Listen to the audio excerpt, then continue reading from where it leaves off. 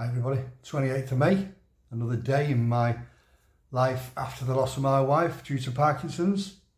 Last night I had a bit of a naff sleep last night because we had some right thunderstorms here. Right through the night, and the window being open as well. So a bit hit and miss with my sleep. Got up till, I'd a lie until 7:30 though, probably that's why. Still at the gym for 8:30, and I did a 7.5k this morning, but on a steep incline on the treadmill. That was a tough one. And then I rushed back home because I was having a plumber supposedly call and fit me an outside tap that I can get my hose pipe working from to water my plants. But as plumbers do, he's phoned up this afternoon and said he was running late. Can he come tomorrow? So I'm getting it fit tomorrow morning. It's after the gym. Now, today is the 8-month anniversary, remember, of Angie leaving us. But I've been okay. I've been okay all day. I took on board what a good friend said to me yesterday about it being just another day without Angie. No need to focus on it's exactly the 8-month day. And it's so true. It's so true. I don't need to allow that dark cloud to come over me and put me on a downer because of one particular day. Especially once a month. And it's so true. Maybe when it's like the 1-year anniversary, I'll feel different. Exactly a year to the day. Then I'll feel down. I'll expect that really, but then again, maybe not. Maybe because the way my mind's going, lately it's moving on, it's galloping forward. I might let off balloons and celebrate Angie's life instead of shedding tears over her passing that I can't do anything about. Now that's my positive head. Looking forward. Because we did have a great life together. You're not together all them years for nothing. Obviously we had lots of arguments and fallouts. But I mean, it wouldn't be normal, would we? If we didn't, you just can't. You can't go through married life without having arguments. But you've heard enough stories of how Angie was, and how strong a person she was, and how she took no messing off anyone. So you can imagine how some of our arguments were, can't you? Proper arguments, and then, it usually ended up with me doing as I was told anyway, though, so I don't know why we bothered arguing in the first place. I remember when she'd come to Old Trafford on match days and sell posters after the game when the fans were all coming out, and she'd lay them all out on the floor, but she'd sell loads of them. I mean, I used to do it myself sometimes, and I could sell, but for some reason she used to sell bloody loads of them, and she must have either charmed the fans into buying them or threatened them into buying them, probably both, knowing Angie. Probably both. So my day's been okay. It's not. I'm not letting them affect me anymore. It's not happening. There's no reason to it. Like my friend said yesterday. Why put yourself on a downer just for one day? It's just another day. Just another day. So that's my mental attitude to it from now on. I started at Old Trafford when I was selling aerial photographs of the various football stadiums around the country. Used to have the proper photographs and put them in frames and stuff. And I sold them through online, not online back then. It was more like on the football monthly magazines.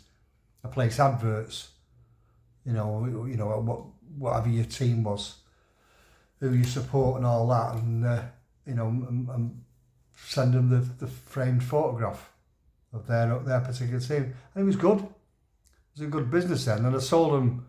Then I went round the stalls on different grounds offering them like as an wholesale thing to the stall holders. Like I said, wherever they, I mean, some of the grounds didn't have stall holders, obviously, but sorry, I'm just buttons come undone. You know, so like especially the bigger clubs, you know. So, but I put them in frames. I put the pictures in clocks with the picture of the stadium on, and key rings, mouse mats, anything I could get a picture on, really. You know, and I supplied like most of the stalls outside stadiums from United down to Arsenal, from Leeds up to Wembley, you know, and most others in between. You know, certainly the Premier League teams. You know, and I was supplying some of the stalls at Old Trafford with the frame pictures and clocks when a vacant stall came available. So I made the call and I got my first stall and started selling, you know, the photographs of the stadium off the stall first. Then I progressed into posters of the stadium and then posters of the players. Hence, you know, when Angie used to come down, but that was way down the line when I'd acquired a lot more, you know, because, and then over the years I just acquired, you know, I bought some stalls off some of the other stall holders, you know, and acquired any that came available from the, you know, to get my license. And so I became a limited company, you know, to safeguard myself. You know, it got that big and that busy. So I had around 12, 13, 14 staff working for me on match days. And then I also started supplying the street sellers, you know, with the scarves, especially these half and half scarves, like half United v whoever they were playing.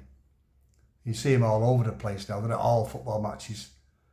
You know, I was one of, if not the first, to start selling these half and half scarves just for like normal Premier League games. They had been being sold for European games prior to that. But I remember my scarf manufacturer trying to get me to do these for normal games, and I said, it won't work.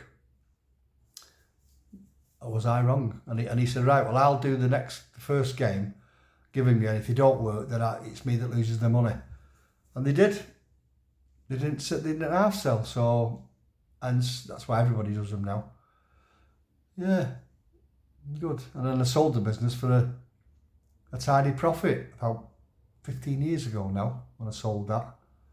And then after a couple of years break, I got back into it and, you know, supplying scarves and hats. And then I'd design the scarves and hats, because you have to design them in such a way that they don't infringe any trademarks, because there's a lot of them out there. You really have to keep your finger on the pulse, otherwise you get yourself lifted and get caught selling any dodgy gear. So I used to make, you know, do the designing of the scarves and hats. I started doing the hats as well. I had them made. First, it was all being made down in Leicester, and then I progressed to bringing them in from China and Turkey. You know, so that was not just like the half and half scarves, but I started doing the player scarves, you know, with the faces of the players on the ends and that sort of stuff. They become very popular, and then they're a massive line now, you know, and then like cup winner scarves and all that sort of stuff. You know, so it was good. It was good. I do miss them days, to be honest. I do. Anyway, I'll talk a bit more about it tomorrow. So again, thanks for your support and your comments. I'm gonna go and get some tea now. I've made myself a stir fry. I am hungry. I will do. Oh, tonight's quote. It's a bit. I have to write this one down.